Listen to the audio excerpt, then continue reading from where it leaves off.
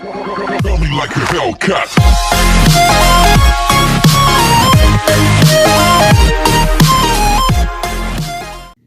Hey everybody, what's going on? Welcome back to the channel. Before this video starts, don't forget to hit the like button, subscribe if you're new, and turn on post notifications so you never miss a video. In today's video, I'm going to be showing you guys my ambitious card routine. I taught my ambitious card routine a little over a year ago, I believe it was, somewhere around there, maybe a little less, more or less. And I wasn't really happy with it. I thought I kind of did the same thing too many times. I thought I went on a little too long. This one is now my new ambitious card routine. This is what I usually do when I do the ambitious card routine. I like it better. I think it has a fun ending, and I think you guys are really going to enjoy it. Don't forget to hit like I was saying, don't forget to hit the like button. We're trying to hit 100 subscribers for 2021, guys. I think we can do it. Looking at my analytics here, I'm gonna throw them up on the screen. Most people watching, I believe 86% of you guys are not subscribed when you watch this. So if you're watching this and you're not subscribed, it's not hard. It's completely free. Hit that subscribe button so you never miss a video. We're trying to hit 100 subscribers for 2021, guys. I hate to beg, but this is a goal I really do want to hit. So with that, guys, let's go ahead and get straight into this.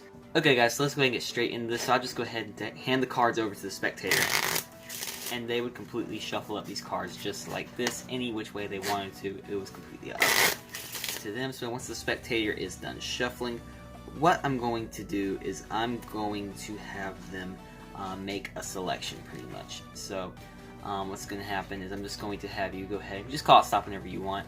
So you go ahead and call stop here, just like that. So in this case, you have selected the 4 of clubs. What I'm actually going to have you do is I'm going to have you sign this 4 of clubs. So let's just say the spectator's name is Chad. So I would go ahead and just have Chad here sign his name. So Chad. Okay, perfect. Thank you, Chad, for signing your name. So what we're going to do, Chad, is we're going to take your card, and I just want you to push it in. Just like this. I just want you to push it in. Just like that. Chad, I want you to snap your fingers. And Chad would snap his fingers, and his card would jump to the top, just like that. So that's pretty cool. So again, look, I'm going to take Chad's card. It's going to go somewhere in the middle of the deck, just like this. Push it in. And look, Chad, just check this out. Snap my fingers. I snap my fingers. It don't work. You have to snap your fingers. So Chad would snap his fingers, and his card would jump to the top, just like that. Chad, I'm going to do something kind of cool here. I'm going to take your card, and we're just going to severely bend the card, just like that. So it's got this bow in it, just like that, okay? So Chad, you can see your card clearly has this big bend in it. It's easy to see.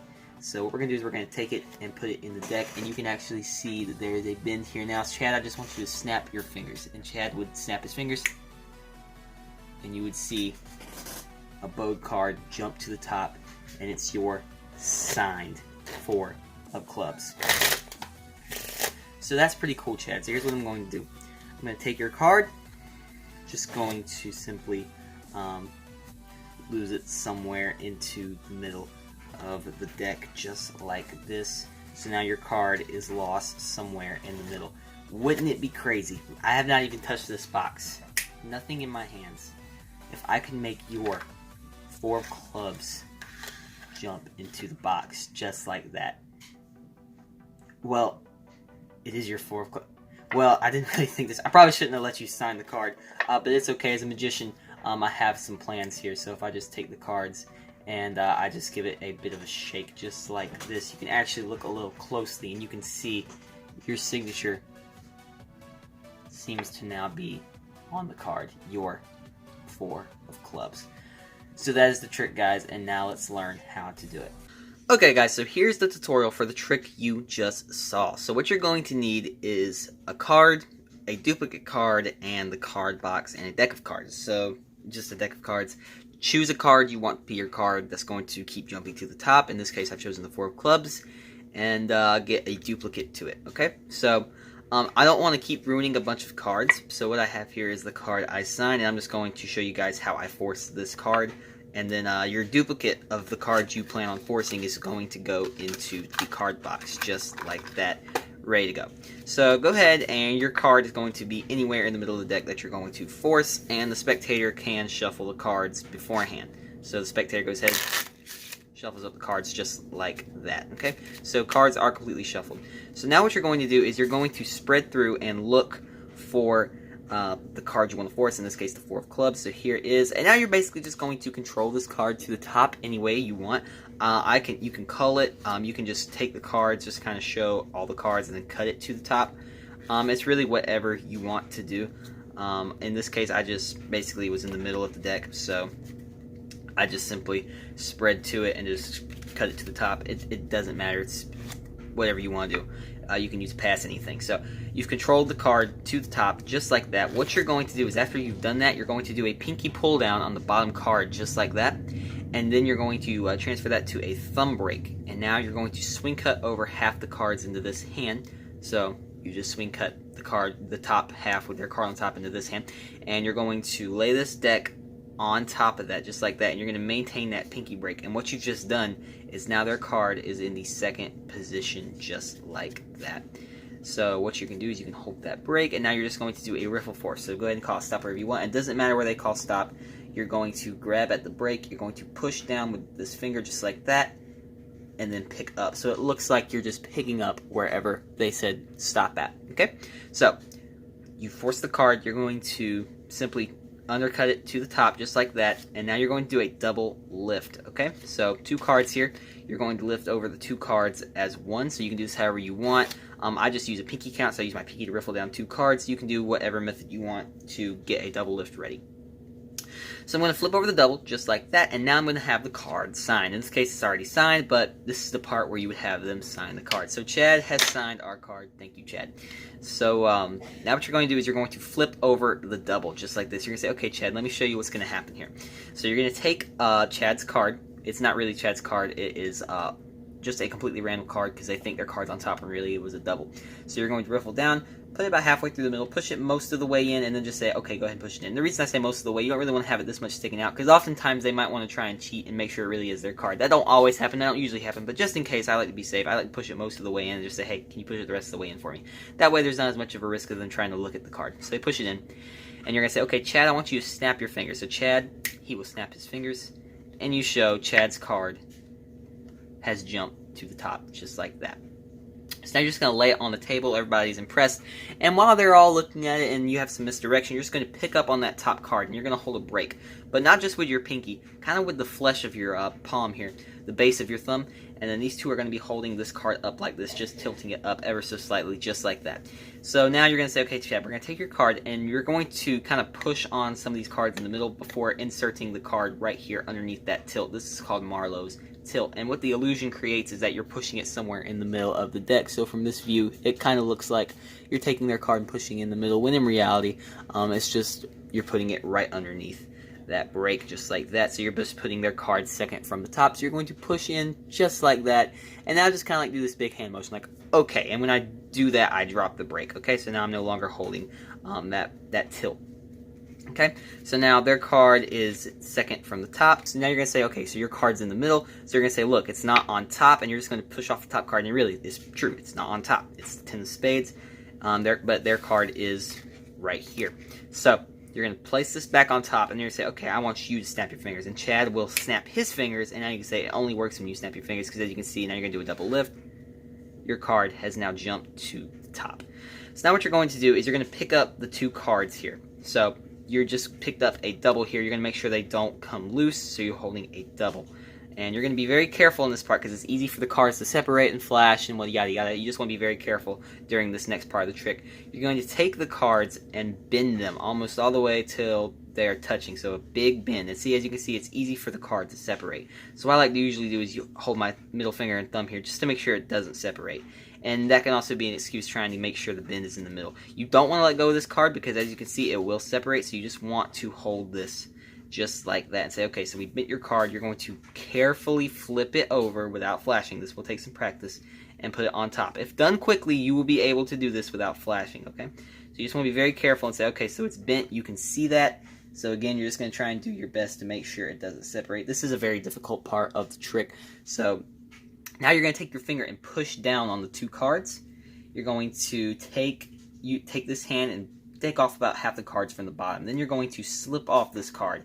And now you can relax a little bit. You're going to be using this finger to push this card down while that random card that's also bent is here in the middle. And you can say, hey, look, it has a bend in it. You can place the cards on here, just making sure you push down on this one, but not too hard, so it's pushing down that one. Say, look, the cards have a bow in it. Now you're going to push down with your index finger and everything, just keeping the entire deck looking the same.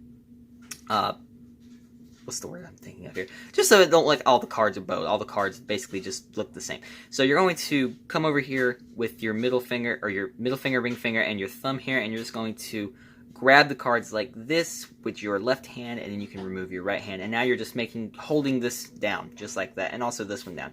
And you're going to say, I want you to just snap your fingers. And the moment Chad snaps his fingers, you're going to release pressure on this top card so that pops up just like that. And it looks very visual. It's very cool. If you do this right, it looks very, very convincing for the spectator.